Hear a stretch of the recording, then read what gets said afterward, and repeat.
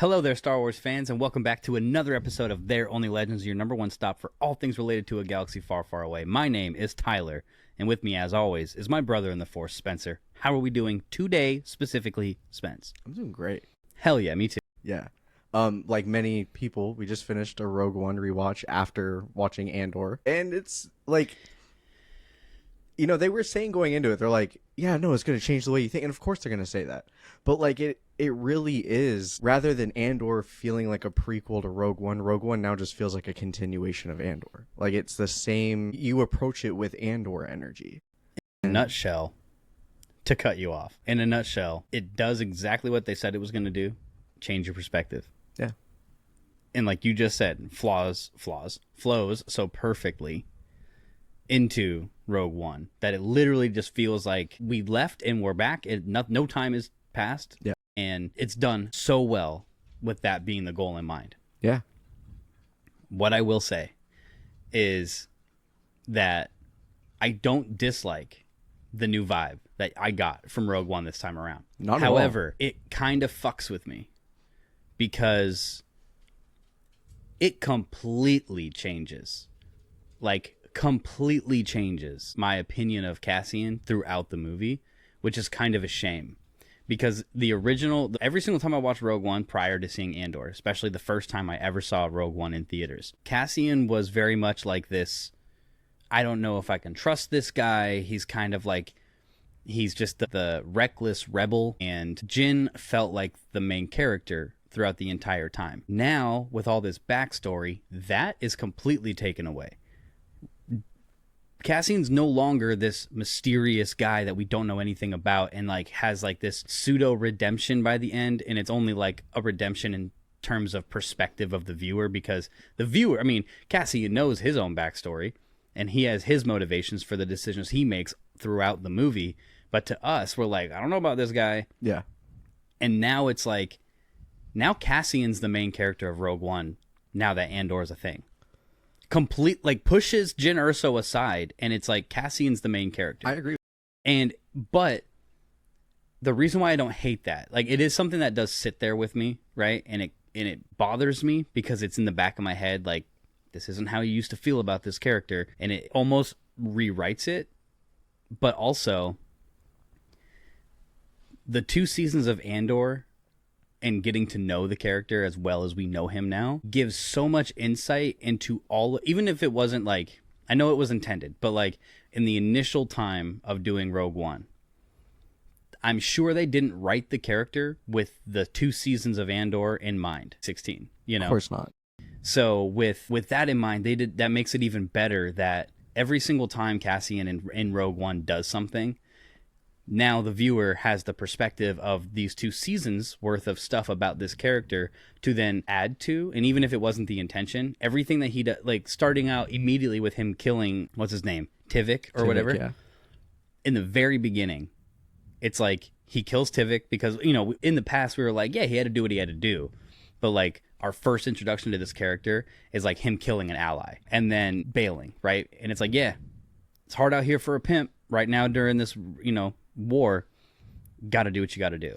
Yeah, and you also, but sorry, I just want to say, but when like we talked about it when we watched the movie, he kills Tivik and you see when he shoots him like this, like it almost looks like hatred, but then it's immediately followed up with like fuck, you know? I feel like it's more of like a flash of contentment. It feels like I hate that I hate that you made me do this. Yeah. And then it turns into I hate that I had to do this, you know? And it's like another person that is one of my allies and my friends had to die for this fucking war. And then it immediately turns into, I got to get out of here, you know? And before there wasn't any of that. We hadn't seen Cassian go through, you know, losing his mother and losing his hometown and losing his, you know, his love and like leaving, like refusing to join the rebellion to only join the rebellion and then leave the rebellion and return and like leave Luthen and come back, you know what I mean? Like all of these things that then factor in, like even up to the point when he refuses to shoot Galen Erso. It's like he knew his orders when they fucking left. I can't remember what point it was. Yeah, when they left at the end to go to Scarif. We watched him disobey orders a number of times, with Draven being like, dude, wait, why do you keep breaking these rules? Yeah. And we see it happen again in Rogue One. It's like, this is what they do, but when he disobeys the order to kill Galen, and it's like, because we know that Cassian tries to make the right decision in his heart, even if orders be damned. And then so when immediately after that, Jyn is coming at him, you might as well be a stormtrooper, because he's like, I didn't pull the trigger. She doesn't have that same perspective because she just met the dude. It's just like, oh, it's so masterfully done. Her line too of the, like, him saying, I was just, following orders, or I was disobeying orders, or I disobeyed an order. You wouldn't know anything about that. Yeah. She's like, so you would do the orders even if you know it's wrong. You're basically no better than a stormtrooper or whatever. Yeah. Yeah, no, the whole, everything about it, I 100% agree that Andor, or Cassian, is now, I viewed him as the primary protagonist in Rogue One on this watch through for the first time ever, even after season 1 of Andor, just because we were led so flawlessly into the beginning of it, just like the end of this leads right into New Hope. It's super interesting, but yeah, no, we have all of this depth on the character now that we didn't have before. We see Cassian struggle with having to make difficult decisions all through the first season of Andor. And then by the second season, I think with definitely the perspective of Luthen being in his ear of like, you need to do what needs to be done for the rebellion, for the greater cause. He shoots first, man. Yeah. Like, Cassian shoots first. He will not hesitate for the overall greater good of the rebellion. He's kind of like what Han Solo initially was prior to Special Editions version. He shoots first type of thing, but if you think about it, with everything we've learned about him, the scene when he's saving Mon Mothma, right? The beginning of this movie, any time that he knows that what we're doing right now is imperative and needs to be done, he does not have hesitation. He will do whoever needs to die will die for this mission to succeed. And that's why I think it's so heavy when he doesn't kill Galen Erso. Yeah. It's very, I don't know what the word is, but I guess touching and telling. It's telling. Like, the rebellion was like, Draven was like, hey, kill this guy, because we can't have the Empire having him. And then after meeting Jyn and hearing and believing her with her story, he then doesn't view Galen as the enemy. He's an ally. Yeah. And if he doesn't have to kill an ally, he doesn't want to. Yeah, he knows going into it is like, he believes Jyn at that point. And he knows that, like, okay, well, this dude basically hid out inside of the Empire and said, you know what, like, I'm going to do what you guys are asking me to do, but he gave it a weak spot. And Cassian starts to believe all of this stuff, and then all of a sudden it's, do I know what is actually right, and do I follow my gut instinct and not follow through with this? But he's now at the point too where he's trying to show his leadership and his loyalty to the Rebel Alliance as a formal organization. And yeah, man, it's so crazy. Like, Rogue One, the perspective completely changes. 100% shifted. Yeah. Like, I can never watch. I doubt I'll ever be able to watch Rogue One again without viewing Cassian as the main character, the main protagonist. Like, 100%. There's and K2, man. K2 is great. So good. I love K2. You were saying while we were watching it that we need like some sort of series or like something where it's like K2, R2, and Chopper, you know, on the base together. Or like I chilling said, on Yavin. Like when you said that, I was like, dude, K2 and Chopper would have done some damage. Like, Death Star would be damned at that point. Like those guys would have figured it out. I was a little disappointed that they made the KX units in the series seem indestructible, only for them to be regularly killable. in the movie. Yeah, because that was part of the appeal of K2, and that's why Cassian like took him in to be, flipped for the rebellion. Was because he was sitting there and dumping shots into the KX unit, and it's just a menace. Yeah, it's walking literally just towards him. like deflecting. Yeah. However, you could do like headcanon, and it had been a year or two since K2 had been flipped. Maybe the Empire was like, all right, we need to protect ourselves against our own, so we need to use higher ballistic charges or whatever. It's not ballistic because it's lasers, but, higher powered energy bursts in case we need it, and that could be an easy headcanon fix. But Sure. The other thing was, it's a reach. Like I've been fighting this since I was 6 years old. And it's like, so you've been like looking for your sister, but then it's like, I guess, I cannot remember. There was a flashback in the finale when he's dreaming to like, I believe it was his sister, and they're on the beach on that island or whatever. Mm-hmm. I'd have to go back and rewatch the beginning of season 1 to like remember exactly what happened. But was it the Empire that showed up? Which is why. Oh God, I don't remember. It's been like 2 years. If that's the case, I'll rescind that this bothers me thing, because like the way it's said in Rogue One makes you think, without seeing Andor, makes you think that he's been a part of the rebellion in some form or fashion since he was 6 years old, not just like standing up against the Empire. Because for the most part, he was looking for his sister and kind of just being like, His exact words were, I have been in this fight since I was 6 years old. The rebellion wasn't around when he was 6 years old. So, I mean, it's kind of taken for interpretation of like... Unless... He has not been actively fighting against the Empire. Right. But like... It depends on how old his character is. Because if his character is like late 20s, even though Diego Luna isn't... The rebellion officially was just formed within the last few years. No. Yes. No. I read Reign of the Empire. Canon? Yeah, it's canon. Because the rebellion was started, technically. Saw Gerrera, Bail, and Mon Mothma. Started in Revenge of the Sith, but they cut the scene from the movie. Sure. It was the delegation of the 2000, right? So there was a handhold, a group of senators that were essentially... They were the ones that were outspoken from the get-go that Palpatine is abusing his power by remaining in office. Right. And We they will be were the the voice first of the ones. voiceless. Yeah. And when the Empire was formed, they were the first ones taken in for interrogation.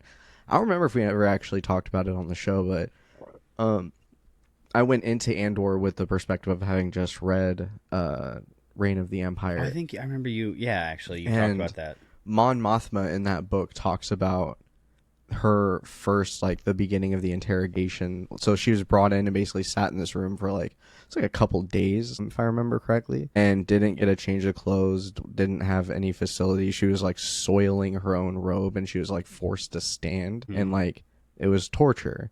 And that was before they even asked any questions. Like, they just, it was a punishment. And we see it in Andor, right? Like, I honestly don't feel like the rebellion is the rebellion as we know it until Mon Mothma went to Yavin. That's fair. Well, it was growing. The seeds were planted, and it was growing. The seeds of hope, right? Yeah. They were planted. Yeah. And they were on Yavin. They had a base. They were getting organized. And, man, Luthen should have been on Yavin, dude. He should have left Coruscant. But he didn't have a chance to. I mean, he could have once he learned the plans or whatever. Yeah. But if he leaves the shop, he leaves it open to Deidre and the rest of the ISB to just infiltrate anyway, and then get all of the information that...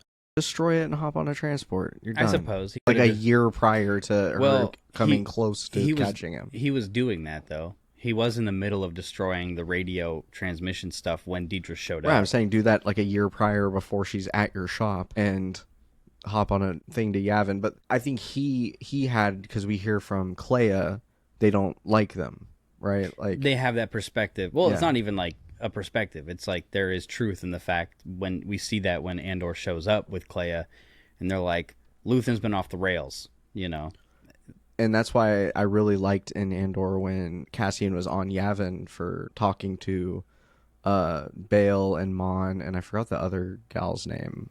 And Travis was it? Drevin. That's not right. Drevin? There's no way that's right.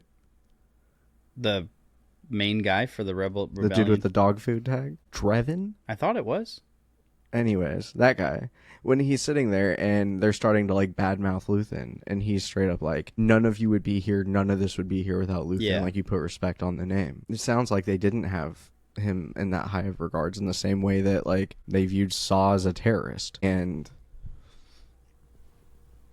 it is crazy. It is crazy. It's crazy now watching Rogue One and knowing that like all this time behind the scenes, which is a lot of these Star Wars projects, you know, you get the updated perspective of stuff. But all this time behind the scenes, like, all of that is there because of Luthen. And it's crazy. And one thing Andor does so successfully is it gives you the perspective of these things that you thought you knew. Last week when we were given our quick reaction about the finale of Andor, I made the comment of, like, you know Mon Mothma's there the whole time, but, like, you don't really get... It's Mon Mothma. Mm-hmm. Right? And now, like... Mon Mothma is a character. And, like, Yeah. I know that back in the day in the EU and stuff, like, we know that. We see her start the new Republic, and she is a very, very important figure. But now, like, I care about Mon Mothma in a way that growing up, she was just, oh, yeah, it's the lady in the white robe. The heavenly figure, yeah, died. with the light voice that is kind of overseeing everything. But, like, I don't know, man. I'm excited to sit with it a little bit and really think about it. And like right now, we just finished watching Rogue One. Yeah. And I'm curious to go on, and I'm going to watch A New Hope as well. I watched that last night. And I wonder now, having, you know, the same way Rogue One impacted A New Hope, I wonder that now that Rogue One is impacted by Andor, if those feelings continue on. I saw an interesting thing today relating to A New Hope, not to Andor, about like the ceremony scene at the end of that. And this is, I guess it's Andor related, but we see Han, Chewie gets snubbed, we see Luke, they get medals, right? Mm-hmm. And these were dudes that literally joined the rebellion like that week. Yeah. And you don't see all of the recognition of the people like your Cassians and Jin at this point, and Luthen and Clea and all of these other people that like lived their life and gave up a chance at a normal life in order to fight for this cause that they believe in. Yeah. But instead, here comes Han, and Luke blows it up and whatever, and they're the heroes of the rebellion. Yeah. And it's interesting because it is kind of disrespectful in that scene. Like, yeah, he's the one that pulled the trigger that blew up the Death Star, mm-hmm. right? But that would have never happened without the domino effect of Andor shooting 2 security guards, getting chased across the galaxy, boom, boom, boom, boom, boom, boom, Yeah. boom, boom, boom, getting found by Luthen, like everything that leads up to that happening. And that's literally just the climax point, right? Yeah. Like, that's like in the grand story of Andor plus Rogue One plus A New Hope, the climax point is the destruction of the Death Star, this thing that we saw all the plans be orchestrated, and how much work took into building it, and also how much work took into taking it down. Mm-hmm. And we're introduced to the rebellion and the Death Star basically in the final act, looking at it like that.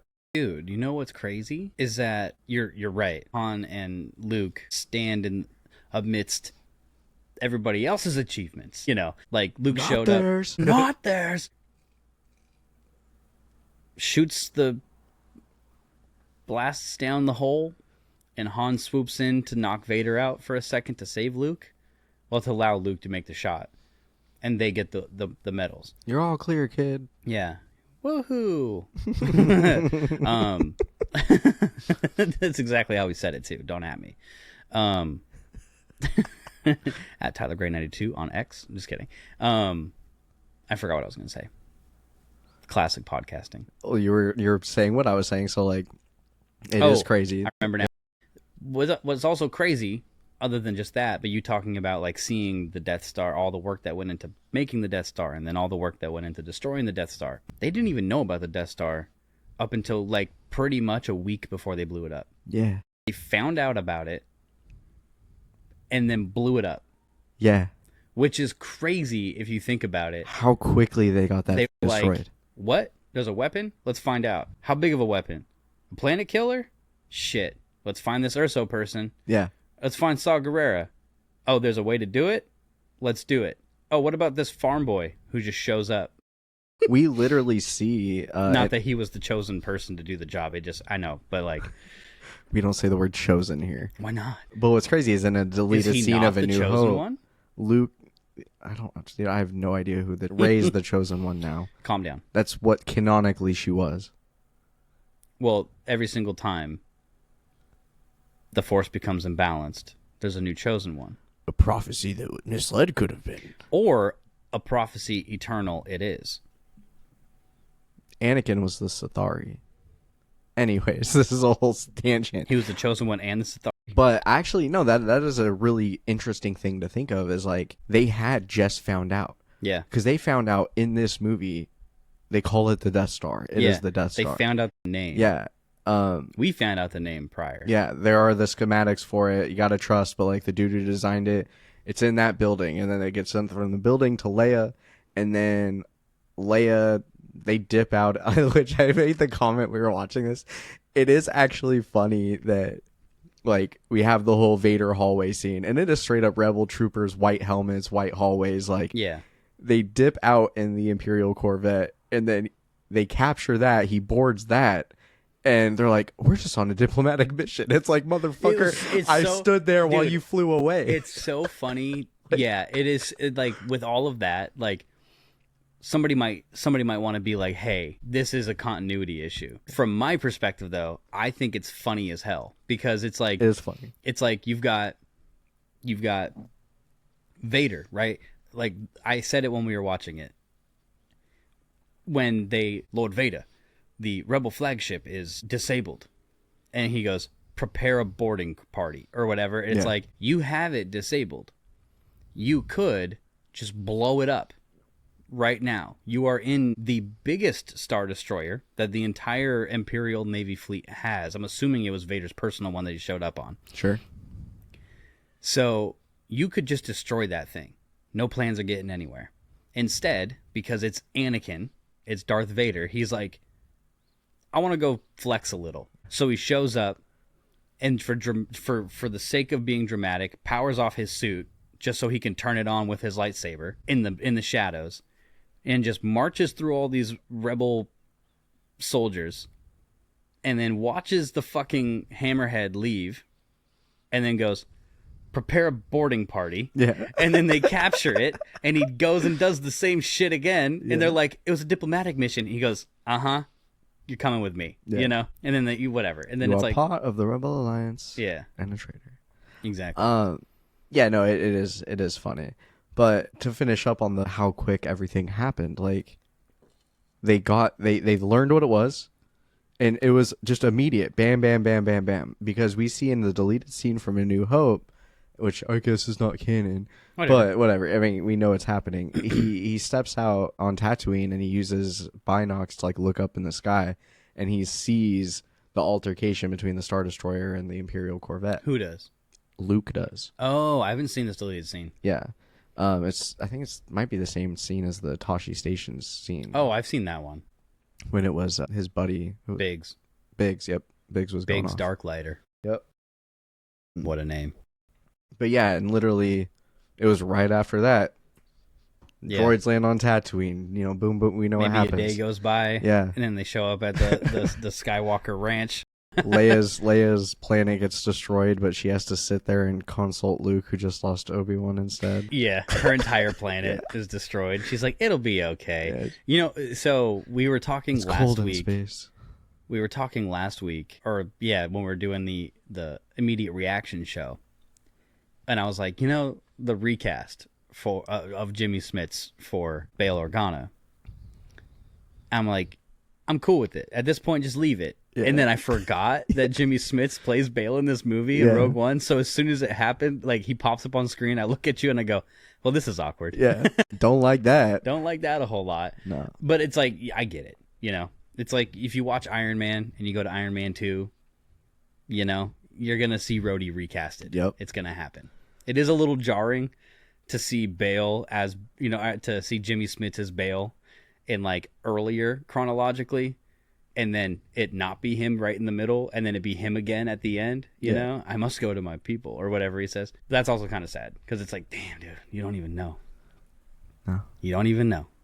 You ain't gonna be around. And like, but yeah, for Leia to be like, it's okay. You lost 2-3 people. That one guy you kind of just really met. She lost everyone she's ever known. Fucking known. She's ever grown up with. Yeah. Gone. Oh yeah, I watched New Hope last night, so it got me thinking about the Scene 38 reimagined, a YouTube video.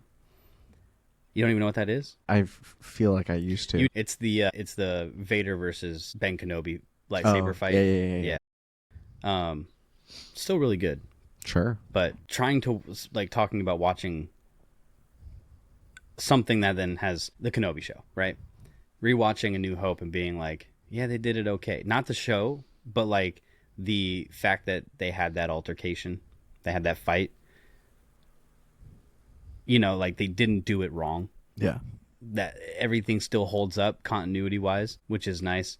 So having like Andor being the same way, it's kind of nice that they're like and I will admit, like 2 weeks ago it was different. My opinion was way different, but right now, yeah, Andor's probably some of the best Star Wars we've gotten since Revenge of the Sith, Like, I don't know if I can say, I still love The Force Awakens because, like, the first 2 years, the first 2 years after Force Awakens, prior to The Last Jedi coming out, like, there was so much, like, promise. Yeah. So I have a hard time knocking that one down.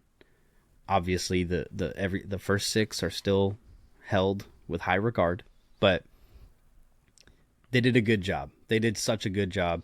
And also, I didn't know that Tony Gilroy did the screenplay for Rogue One, which helps.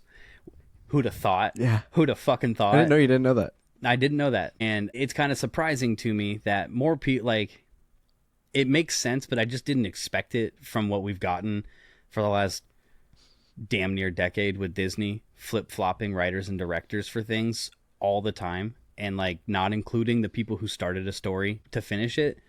And then you watch this, and Tony Gilroy literally said, here's the ending of a story, and then a decade later, damn near, we get the beginning of the story from the same guy, and it, like, down to the outfits and the hairstyles, it ties in perfectly. Yeah, I still think it's crazy that it's been 9 years since Rogue One. Oh yeah.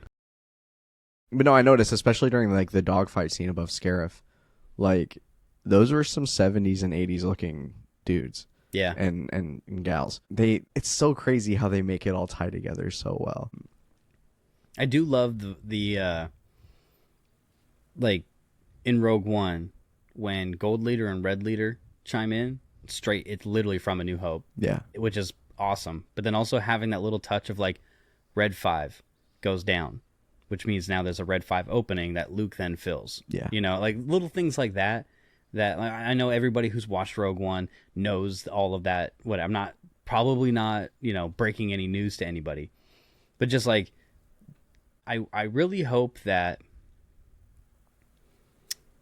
Lucasfilm executives or whoever, like whether it's Kathleen or if it's whoever is in charge, sees that.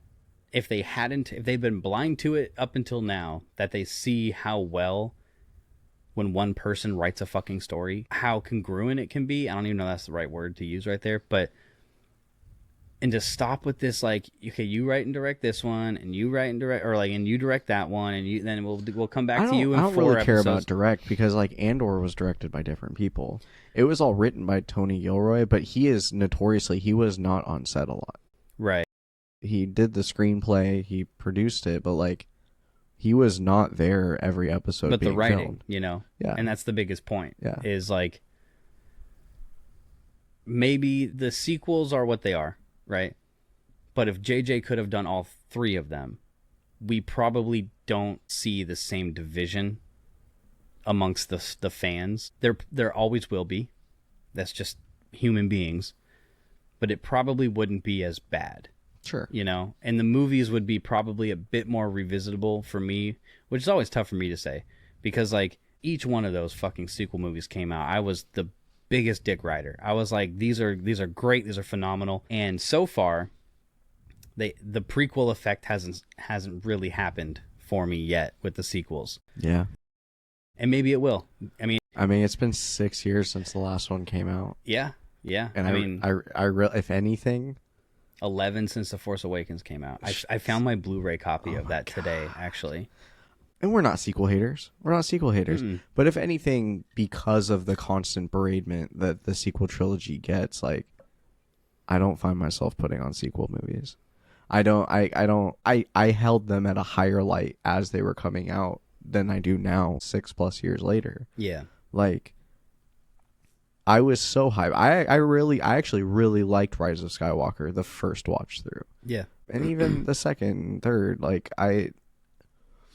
the fact that the sequel trilogy was taken in this crazy direction and then brought back doing everything that he could to make it like fluid and awesome again. Yeah. Like, I'm still very impressed with what JJ was able to pull off. With that in mind of like, hey, you get one movie to make this work. I don't envy that position at all.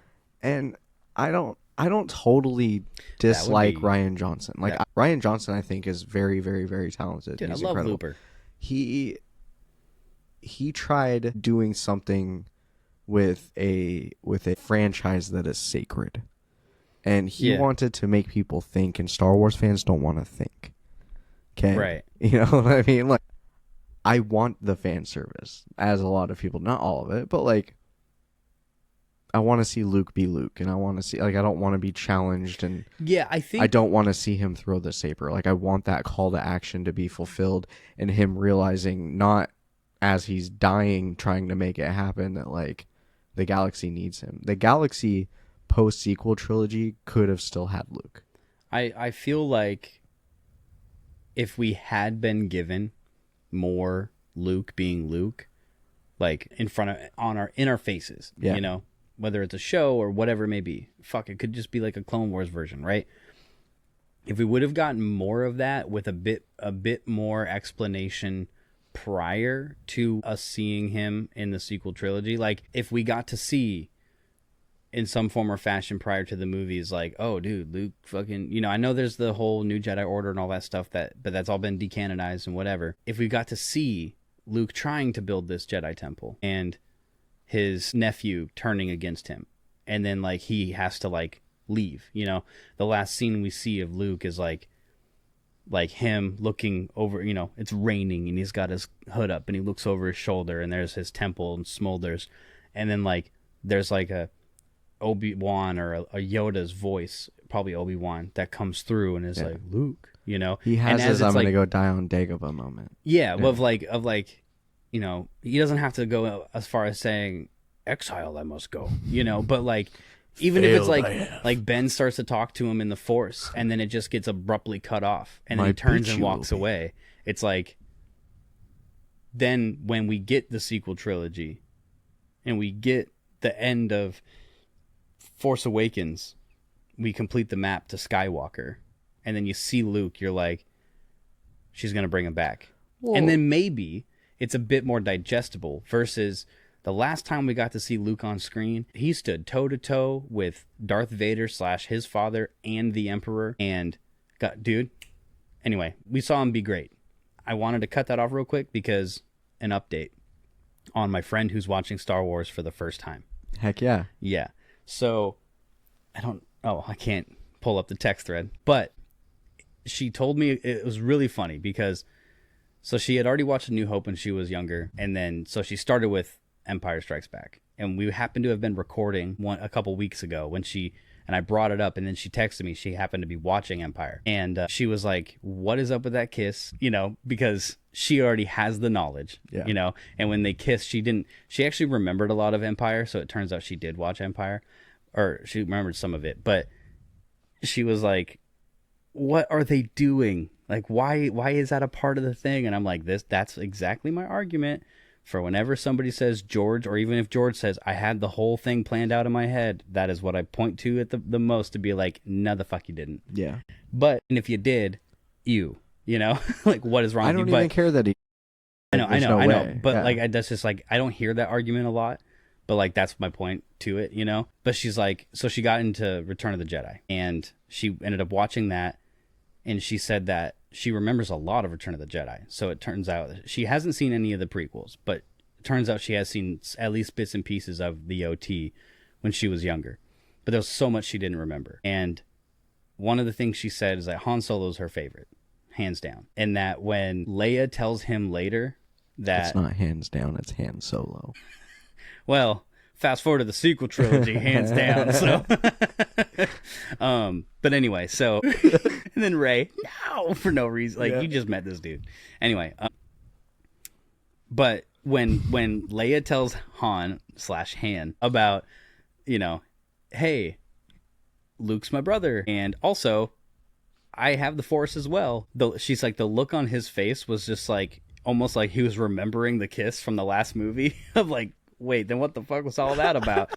And she also said that she said when the Emperor is electrifying Luke, I believe her quote was, "Daddy stood there for way too long before actually deciding to do something." Because it really, like, when you think about it, he does stand there forever. It's a while. And it's like, I understand, like, he's contemplating. He's having the Cassian shooting Galen moment. In his head, it's like Anakin he knows what's the and right Vader thing to do, are and he knows probably in his head fighting it out before he finally decides he to know like if he do has the something. strength to do it. But he's wearing a mask, and I said it doesn't help. When I talked to her the next day, I was like, it doesn't help that Vader's mask is just like a gaping mouth and wide eyes, like, oh. And he's just standing there watching his son get electrocuted. And then she said when he just picks up Palpatine and just goes, yeah, and hucks him down the hole, it's like, ah. She said she was laughing so fucking hard. Yeah. But I was like, that's exactly why I was excited for her to watch, because I've never, to my knowledge, I've never, like, nobody that I know has ever watched Star Wars for the first time, like, as an adult. So, like, that's one thing that I do, because, like, there's also little things that she picked up, and I wish I had written them down or something. So when she's doing, because you said you should have her, like, record her thoughts or whatever played on the show. She was like, I don't know. I'm like, yeah, I knew you were going to say no. She doesn't want to do that, but we do have an opportunity to do this if I can get Jade to sit down and watch, because, like, she won't watch Star Wars movies, and, like, I would be really curious. And obviously, like, she's married to me, so, like, she knows a lot just from me. But didn't she watch Ahsoka with you at times? No, she watched Mando, the first. Mando. Yeah, specifically the first season. I remember you mentioning something, though, about her asking a bunch of questions about Ahsoka. She was really interested. She was. We were watching Ahsoka here, and she was here, and she was like, "Isn't that blah blah blah?" And blah blah blah this other. I'm like, I thought you don't watch this shit. She goes, no, Spencer just knows all this shit, so now I know all this shit. Exactly. No, she watched specifically. She loves Rogue One. Yeah. Has not watched a single minute of Andor. Has no interest. She really likes Solo. Yeah. And I'm a hardcore Solo defender. Like, I love Solo. Solo's a great movie. I love Solo. Solo is a phenomenal movie. And then she's watched the first season of Mando. And she can get through about the first hour and a half of Revenge of the Sith. Which is, like, the slowest part. Yeah. Even though it's fast in terms of pacing. She has a really hard time watching the OT. Just having zero nostalgia tied to it. Yeah. Watching 70s and 80s effects. Like, it's just not her bag. Yeah, and I don't think I've ever... She might have watched Force Awakens once with me. Other than that, like, I don't think she couldn't sit there and tell you the whole story. So I need to start twisting her arm and trying to get her to. Yeah, cause it'd be cool to get her on the show and, like, get her perspective, get a non-Star Wars fan's perspective of Star Wars. Because that's what I'm looking forward to with my friend, and having her, like, she's really excited to watch the prequels. Yeah, which is great. But I'm excited for her to watch the sequels. Yeah. And she's watching it in order of release, because I will not tolerate any other way of watching it. And so I told her, I was like, I am excited for you to get to the sequels, simply because, like, she reads a lot of books, she watches a lot of movies, she understands what good storytelling is, what good pacing, all those things, right? Yeah. So I'm personally really looking forward to her opinion of the sequels, to see if any of it makes sense. You know what I mean? Like, the decisions that are being, you know, because, like, we have our opinions, and we've been sitting with this stuff for a decade, you know. More, yeah. Yeah, well, I mean, like if it's 11 years for Force Awakens or whatever, but like we've watched all of the sequel movies multiple times. We've sat on this show and we've gone back and forth between these are the worst movies ever made, and actually they're not that bad, and like we give credit where credit is due, but also we have issues. We talk about we can't go back and watch it, but I'll still say Force Awakens is my favorite fucking Star Wars movie. And so it's like, you know, we're all over the board on when it comes. We should do a fresh rank. Yeah, we haven't done one in like 4 years. What We're we gonna did lump in before. all of the side stories too. Just do like a full on tier list, like With shows like and S everything. tier to F Because tier. I think when we first did that, fucking 4+ years ago now at this There's point. so much more shit. Like, we hadn't really watched much Clone Wars. Mhm. We hadn't watched any Rebels yet. Right. Fuck. The only thing TV-wise that was out was, I think, season 2 of Mando. Yeah, because that's when we started. Yeah. Yeah, Oh, and Jade also loves Book of Boba Fett. Great. She really likes the Tusken Raiders, the Sand People. That is something that gets lost with me. Is like there is a lot of really beautiful storytelling and like character archtypes and all sorts of stuff. She hates Jawas. She's like a shoot Jawas on sight type person. After watching them like dismantle Mando's ship in season 1 when it was on Tatooine, like she's like, just kill them all, just fucking vapor. Like they suck. Yeah, she's ruthless. It's crazy. But yeah, like I give Book of Boba Fett a lot of shit for the Toaster Bite Gang. Yeah, and a lot of shit for the fact that they had to bring it once they brought in Luke, once they brought in Mando, I was like, this is a problem. And then when they brought in Luke, I was like, okay, who cares anymore about Boba Fett? But if you take all that out, like getting to see the I don't want to say humanization, but like the humanization of, or personification maybe, of the Tusken Raiders, whereas everything prior to Book of Boba Fett was Sand People bad. We, you know, and starting in A New Hope, you know, the Sand People, you know, don't go out there. The Sand People are out there. It's like a racism thing. It's a racism thing, like easily. And then we get the perspective. We see Anakin just slaughter an entire tribe of them, you know, like, because these guys don't matter. And then we get the Book of Boba Fett that gives them a fleshed out backstory. They used to be a people of the water. All of the seas dried up, and now that, you know, and they've been forced out into the Dune Sea because of all the people that came to Tatooine. And the small amount of water that is remaining on the planet is being harvested. Yeah. And so they have a problem with them. Yeah. And they're eating the black melons that have the nasty liquid inside of it. Yeah. And I think it's a really beautiful scene too, when, cause there's a lot of great things that came out of that show. Yeah. That was our first glimpse at like really spending time with the live action Pike Syndicate. Yeah. Which is also one of my favorite things about Outlaws. Like the Pikes are really interesting, but when they overtake the Pike train and it's got many carts full of water, and they just bust one and let it like flow into the desert, like run through the water and just like have that moment. That's really awesome. And like it's really cool. It was really cool to see a personification. And not only did we see the personification of the Sand People, but we also got to see a personification of Boba Fett. Yeah. Who otherwise, as it was, elusive and known to just be... We got a little bit of him in Clone Wars. Yeah, we see some of that. As a kid, and then we see him as a bounty hunter, who was just a throwaway character. Yeah. So there was nothing for him. But I think with that, it's like, it's cool because there's a part of my brain that wants to go, why would this bounty hunter, this savage warrior, have all of this, like, I don't know if it's affection, or like, what part of him would choose to stick around with the Tuskens for as long as he did, right? Mm-hmm. Like, that doesn't sound like Boba Fett.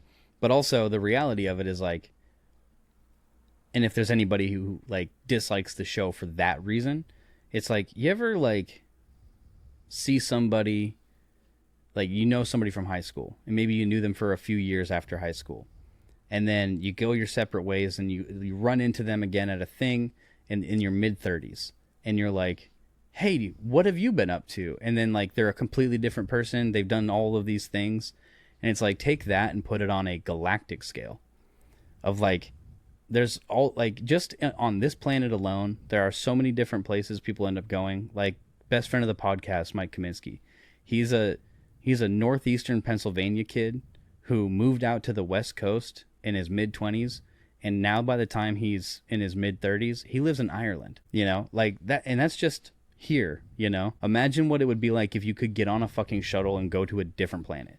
And it's like, people change so much just in life on a single planet, in a single country, or even a single state, city, whatever, that like, yeah, I could see Boba Fett.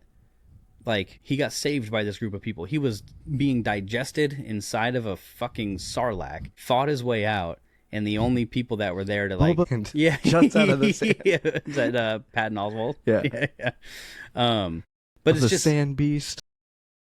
But it's like, to see then Boba Fett in the Book of Boba Fett and Boba in Mandalorian, and just to see like, it's kind of a Cassian Andor situation where it's like, we didn't have any real backstory. Here's some, it's not even his entire backstory, but it's enough to like, okay, we know this guy's a stone cold killer, and now he's like reformed. Yeah. But he's also still a stone cold killer. Do you trust Dave Filoni? No. Just kidding. I'm kidding. We love Dave. Dave doesn't miss often. We were speaking about perspective, right? How we can watch something and have one perspective, and then go, now we have, you know, Rogue One, you have one perspective. Now we have the context of Andor, and it changes Rogue One. You'll never be able to look at it the same again, right? Yeah. What you were saying about we need to have our perspective changed on the sequel trilogy, that is how we're going to do it.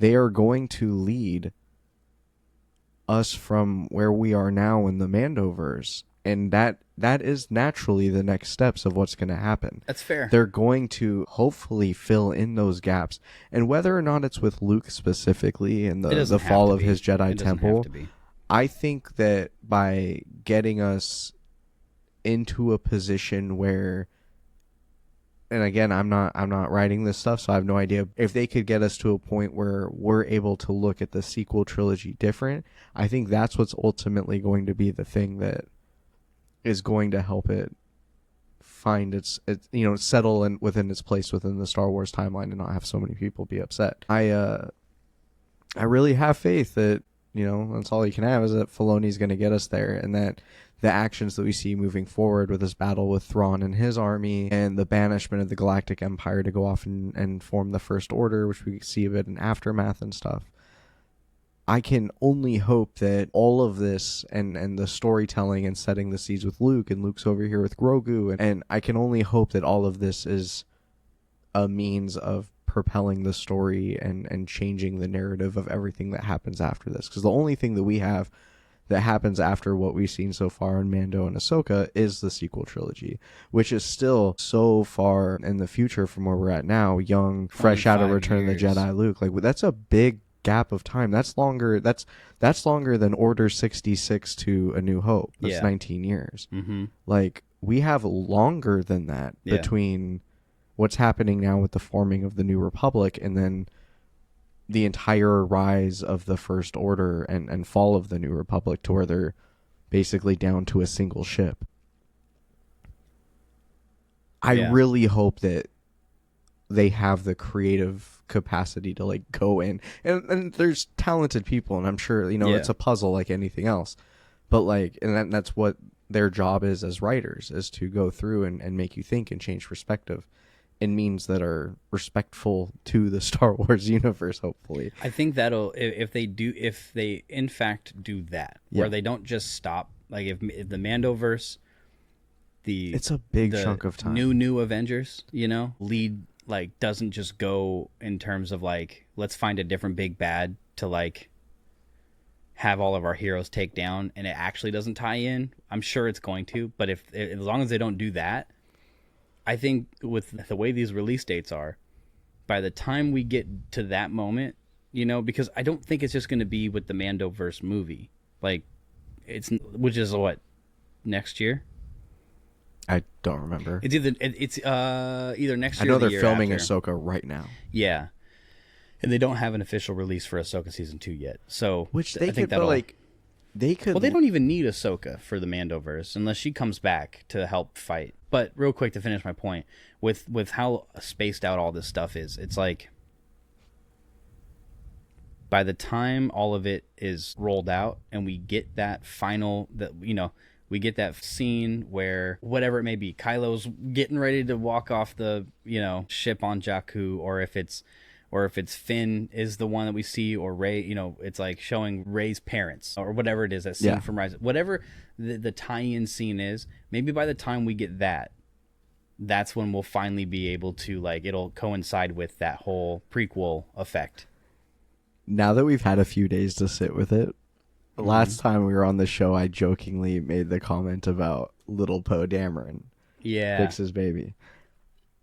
Do you think, I'm not necessarily Poe, but do you think there's a chance that, I don't know who else the baby would be. All I know is she did an interview and she was super sus about it.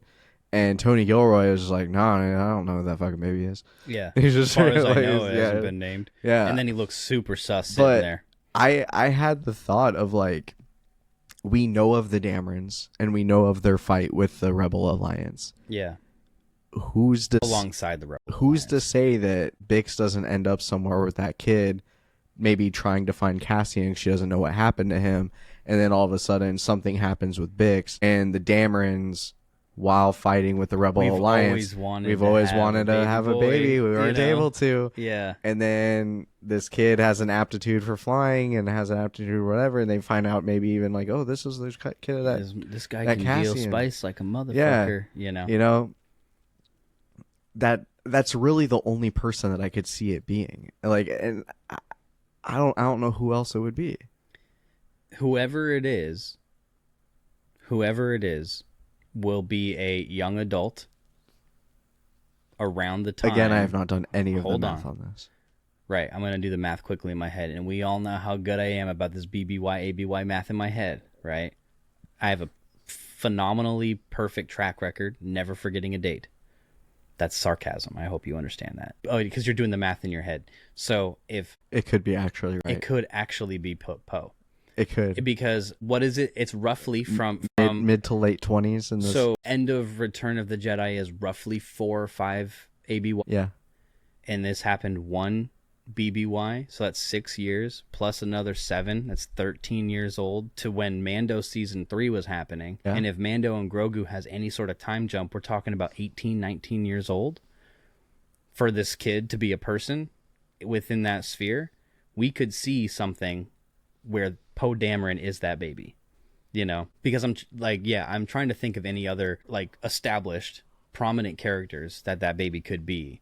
And it is very possible that baby is going to be, we're going to be introduced to that baby later as a new character who becomes prominent. All of this being said, I'm perfectly happy never seeing that baby or Bix again in my life. Same with Skeleton Crew.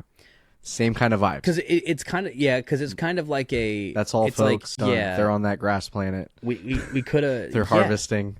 I mean... They're safe. Especially if the goal is to continue the story way before and way beyond, right? With the whole Rey movie coming out and this whole Dawn of the Jedi type of thing. Like, if that's where we're branching, we're going to essablish more previous canon and we're going to establish future canon. Adding more characters that we need to flesh out, essentially flush out, though. It's like, it's just going to add more to the already chaotic ball of yarn that is this 75-year period. And it's already such a small galaxy. Oh, yeah. It's been shrunk like crazy. Yeah. Because with like classic time passing alone, like the amount of time it would take to get from finding out about the Death Star plans to being existing to blowing up the Death Star should probably be a couple months. I feel like it's also hard to make Star Wars fans give a shit about new people. Yeah. I mean, I think that's part of the struggle with the High Republic. I want to say you and I, but at least just me, it's we have a whole catalog of proof that is true for me, like every single time. Well, okay, that's not necessarily true. I think it's the vehicle that they choose to serve us the person. Like, after Kenobi, I said I had no problems with Reva, and that if they would have been like, Funny, here's that's an who I was thinking about. yeah, too. it's like if they would have been like, here's a Inquisitor show. I fucking love the Dude, Inquisitors. it's awesome. Yeah. Right? I didn't... Sure, there was a little bit of like, man, I wish the Grand Inquisitor's head was bigger. Reva being a Force-sensitive kid who saw Anakin slaughter her friends and pretended to be dead and grew up and joined the Inquisitorius with the strict, like, I'm going to get revenge and kill Anakin Skywalker, Darth Vader. That's fucking sick. Yeah. That's a sick storyline. The only thing I wanted Kenobi. I wanted Kenobi because I was promised Kenobi. And I know I've seen the fucking charts that show time on screen comparisons, and I guess allegedly technically Obi-Wan was on screen more than Reva was. Of course. But we didn't get what we were told we were going to get, which was a 6-episode miniseries focusing on Obi-Wan and Anakin as Vader. I also have no problem with little Leia. I think little Leia... I think she was in there for too many episodes. Sure. I do... Like, I just don't have a problem My with it. parents... They're not huge Star Wars fans, Yes. but my parents grew up with Star. Actually, my stepdad, so I lied. We talked about this. Yes, My stepdad actually had this watch through, right? Love that. And this was a couple years ago now, but they watched Kenobi, and my mom, her biggest complaint was watching these grown men have a hard time chasing a alleged 10-year-old who runs and looks like she's a 6-year-old. Oh yeah. There should have been no, like, and so, like, it's stuff like that, right? Whereas, like, not knocking the actor that played Lil Leia, I think she nailed the character. Vivian Blair. I'll take your word for it. She killed That it, could be knocked wrong. it out of the That park. could be wrong. Person I think from a completely different IP. We have no I idea. follow her on Instagram, whoever she is. So that's not to say that she didn't do a good job, but it's like, okay, you know. And you've talked about like hiding her under the coat. It's like, come on, man. It's obvious. That's not. I don't remember a lot of the specifics of Kenobi. Not it came out 3 years ago, 2 years ago? Honestly, Was that 2022? 22 or 23. It's crazy. It might have been early 23. I remember it was early in the year. Yeah. Anyways, it's crazy. But the good thing, because all that the Kenobi showed, like, that we wanted, we got it. If not for everything else, or if that's not even the right word to say, phrase, but that showdown between Vader and Kenobi, despite what everything else in that fucking show, plus Vader pulling down a ship using the Force, it's like, I'm cool with OP Vader, dude. I don't give a shit. he's supposed to be OP Vader. Yeah. Vader is Yeah, give me all that. time was phenomenal in Kenobi. Walking through the town, like he was terrifying. It was Vader. It was Vader. That was fucking Vader. Yeah, and it's like, that's why I'm like, it's the same thing with the Book of Boba Fett, right? Yeah. Yes, the Toaster Gang sucked, but there's all this other beautiful shit in there. And that scene with Kenobi turning his back on Anakin one final time, knowing that my friend is actually dead in there. It's so beautiful, you know? That you can, what is it called? I did this last time too. You can take a reductionist point of view, and you can be like, he's throwing, like, there's a rock collection. Yeah, that was what I said, wasn't it? Well, I don't remember. It was it was when we were talking about Thrawn. Yeah. In books. Pelting the fucking comments. And he was like, yeah, he has his rock collection. He goes to Coruscant. He starts showing off his rock collection. Yeah. No, but what I was going to say is there is on social media, there was a stitch or something. Anyway, they took the scene from Step Brothers when they're trying to bury, he's trying to bury the homeboy in the front yard, and they put that audio, and it fits perfectly with the edit done. I'm burying you. I'm burying you. What? No. You can't do that. It's so good. That specific scene, though, at the end of it, the scene that parallels the Mustafar scene, of the "I'm sorry, Anakin," like that was good Kenobi. It was good. And like, I don't think that anybody's problem. Like, I think people loved seeing Ewan as Obi-Wan, and they loved seeing Hayden as Vader. Yeah, like that wasn't the issue. The issue with that show is exactly all of the things that everyone hoped it would be. It wasn't really that, and it was some of that. It was some of that. There was really, really, really cool things. Like every Star Wars project, there was really cool things. Yeah. There's cool things in everything. Sequel movies, everything. There's cool stuff. Yeah.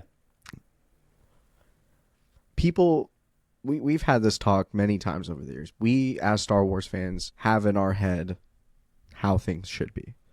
Everyone has their own little version of Star Wars in their head. And us as humans naturally try to fill in the gaps of things that we do not yet know.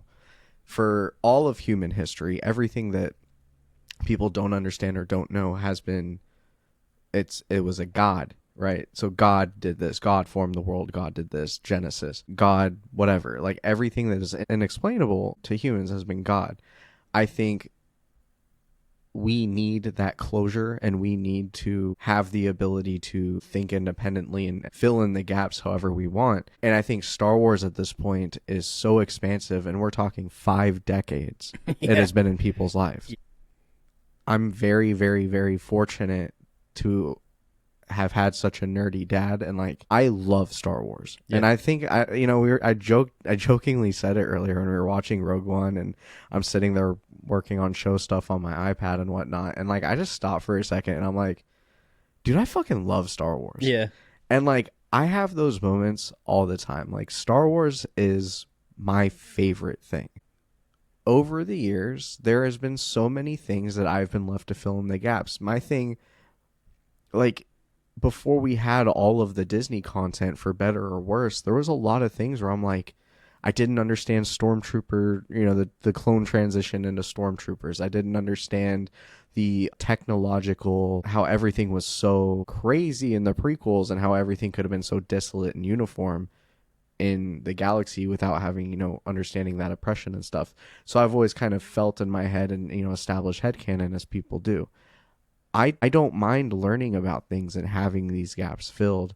The problem is when I hold these things to be true, and for a lot of people that was the EU, and Disney coming in, purchasing Lucasfilm and immediately being like, none of that shit's real, and if you like that shit, you're fucking get out, nerd. Yeah. Like Mara Jade, Jason Janna, like all these things, New Jedi Order, Thrawn, all of that stuff kind of ceased to be a thing, and then people are like, but that's real, that is my sequel, that is what happens. Yeah. They have known that for 20 plus years now. Yeah. And now all of a sudden it's like, no, this happens. Yeah. Like people are gonna get upset. Yeah. We have to love the Star Wars that is, not the Star Wars that we want it to be. Yeah. And that goes for everything. And I think that we view A New Hope to be sacred. We view the OT, I think the OT is kind of like, to have the God reference, the OT is kind of like my First Testament. Yeah. Right? And then after events, the New Testament happens, right? So biblically, like the Old Testament is pre-Jesus. This is very summed up, but like, and then New Testament is the teachings of Jesus through his disciples. Like, we get that same thing with Star Wars, and we have to be open to, and I'm not religious, by the way, I just went to Catholic school. But I'm always open to having these new experiences and having my perspective on things changed in a way that challenges me as a fan. I don't want everything handed to me, but also like it has to satisfy. And to loop back to like the Rian Johnson thing, I think Rian Johnson had all of the intentions of displacing people's like, this is what Star Wars is. He's like, no, it's not. Yeah. And it was done in a way that us as fans, the majority of the base wasn't ready for. Whereas Andor plays with things that are sacred. Andor gives you a new perspective on Rogue One, which gave us a new perspective on A New Hope, this thing that has been sacred to people since 1977. And it's done so well. Like, I'm here for it, man. And to finish up on that too, I really hope that same love and attention to detail and caring about the fan base and what the fan base actually wants, I hope that energy continues up through to the sequel trilogy. And I'm really excited for the new Rey stuff, and revisiting those characters, because much like all of this other stuff, my problem with the sequels is not like same thing with like Kenobi. I liked independently. I liked Anakin. I liked Obi-Wan. I liked Reva. I liked little Leia. But all together, that's not how it just didn't work how it was supposed to. Boba Fett riding in on a Rancor, Cad Bane, Cobb Vanth, Luke Skywalker, fucking Mando, like the Pike Syndicate, Jabba's Palace. Like there's so many awesome fucking things, but like when it's all put together, it just kind of feels. Yeah. And I really hope that now we're getting to a point, and I think seeing projects like, you know, Tales and whatnot, and as of late, Bad Batch. I like every Star Wars project coming out. I like Acolyte. Acolyte had its redemption, and it's really, really, really unfortunate what happened with that. You mentioned your friend experiencing Star Wars for the first time, fresh as an adult. My assistant, Cindy, bless her heart, never watched Star Wars ever. I love Cindy to death. She's really cool. Never had watched Star Wars, maybe watched the old ones as a kid or whatnot, but like doesn't know shit about Star Wars. But out of support for me and knowing that I have a show, having never watched Mando or any other Star Wars project, she watched The Acolyte and she really liked it. She liked it to the point where after The Acolyte, she read Plagueis. She's never seen the prequel trilogy, but she read the Darth Plagueis novel. Covered, like, you know, cover to cover. She bought a physical and she read it. And like, I don't know, man. It's cool. Perspectives of Star Wars fans is cool. And it's like, you know, a lot of our base, I think it's kind of commonly known that a lot of the base can be toxic, and a lot of the base can, like, they're very opinionated. A lot of the base is very opinionated on both sides, and like ultimately I just want good Star Wars. That's really all I care about at the end of the day. And I feel right now it is a good time to be a Star Wars fan. And I'm very optimistic. We have like 6 fucking movies in the works, and like we have so much stuff to look forward to. And right now we get a break. We're not going to have fresh Star Wars for a while unless it's a surprise. We're talking probably like a year. Yeah. You know, maybe next spring, but like that's a year from now. It's spring. Yeah. I'm trying to run through. I can't imagine any project will be ready to release for fall. And Starfighter's just entering production. Ahsoka's filming right now.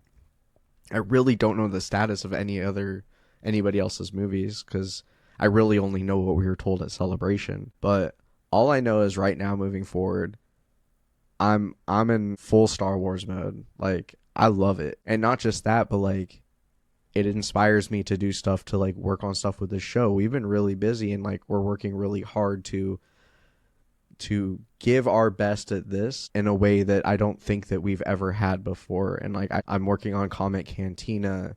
We have some new projects coming out that I'm really excited to work on. We're going to be reading this little book, which we'll talk more on Instagram once we figure out exactly how we want to include everybody with that journey. But all in all, man, I'm very happy with Andor. I think Andor is really great. It's really cool seeing it with the perspective of Rogue One, or seeing Rogue One with the perspective of having watched Andor rather. But I don't know, man. Is there anything else you want to touch on before we wrap up? Like, just really that, like, years ago when they announced Andor, even up until the end of season 1 of Andor, for the most part, I was very much, why the fuck do I need a TV show about a guy that I didn't really care that much about to begin with, we already know how his story ends. I had zero expectations for Andor. I had zero desire for Andor. I had zero expectations for Mando too. Same energy. Why do I care about this? Yeah. I was like, Mando, I was like, this will be cool. It's Mandalorian. We had never had a live action Star Wars show before. That in that aspect, I was excited for. Sure. But, I didn't expect, to go from that perspective of like, why the fuck do I need this, to this completely changed my perspective of the movie that started this character. It's kind of wild to me, for sure. Cassian is a solid, like. Cassian is a Star Wars character. Yeah. We have spent more time with Cassian than we have with like Luke Skywalker on screen. You know what I mean? Like when you start doing the math like that, it's the same reason that like prequel kids and the Clone Wars, like they have spent so much time with Anakin, Obi-Wan, and Ahsoka that like that's what they have with Star Wars. We spend a lot of time with Cassian now between an entire movie where he's in the movie a lot, and then 2 full seasons where it is mostly him, besides Cyril and Daedra and all that. And I wanted to wrap up real quick some final thoughts about Andor. I know we talked about this last week too, but like the way it tied up the bows, Daedra specifically is so, they did her so dirty. And I don't know why, but like about a week later now, it's been since the show came out, like her story and the fall of her character has really like not sat well with me. I don't know, man. I had joked around where I'm like, she's gonna yell at Krennic, "You stand here amidst my achievements." Right. And like we got so close to that. She stepped on anybody and everybody. Yeah. To get to where she wanted to be. She was a scavenger. And when she finally got there, she got stepped on, and it was perfect. Yeah. It was perfect. Cyril Karn. That's tragic. Sat there his entire life thinking he was amounting to nothing. And right before he became nothing, he was on the cusp of finally accomplishing something. Yeah. It's perfect. It's tragic is what it is. So tragic. Yeah, which is why it's perfect. And then Cassian Andor, right? Yeah. Cassian goes at the end of season 1, he's joined up with the rebellion full-fledged. Throughout the entire of season 2, we get to look at him. We get to see how he has become this staple in the rebellion, that when you need something done, he's the one. Yeah. I mean, and like, even when Clea opens the door and she goes, "Of course it was you. You know, of course it's you. Of all the people that would come save me or to come to Luthen's call, of course it's you." You know, and you could see, because like when he bailed, there was like a little sort of a falling out. But then we get to like see all of that and know that like when it came to up to that point, the biggest mission the rebellion had ever seen, which was getting these plans from this weapon so we can destroy it, Cassian was the guy to like get them there. And he finally, the hard missions finally caught up to him. He completed it, but it got him. Yeah. You know, and like, yeah, it's like there's like so many story arcs that if you include Rogue One, especially, so like everything, just a little pink bow on all of these, like tied up so perfectly. It's so fluid and is done so well, and like, yeah, my hat's off to everyone on Andor. It was just good Star Wars and good TV in general. It's also the first television show ever to have 5 consecutive episodes of a 9.5 rating. It might be 9.3. Damn. On Rotten Tomatoes ever. Yeah. That's insane. I believe that. It is very, very, very good. And I'm happy to have experienced it. Me too. We're on TOL at TOL.show. That's still the main hub of our show. All of our links for everything are below. If you enjoyed kicking with us, please like and or subscribe on whatever platform you're listening on or watching on. Like and or subscribe. Dude, shut up. Take us out. Y'all know the drill. Crazy. We love you. We appreciate you. But most importantly, may the Force be with you.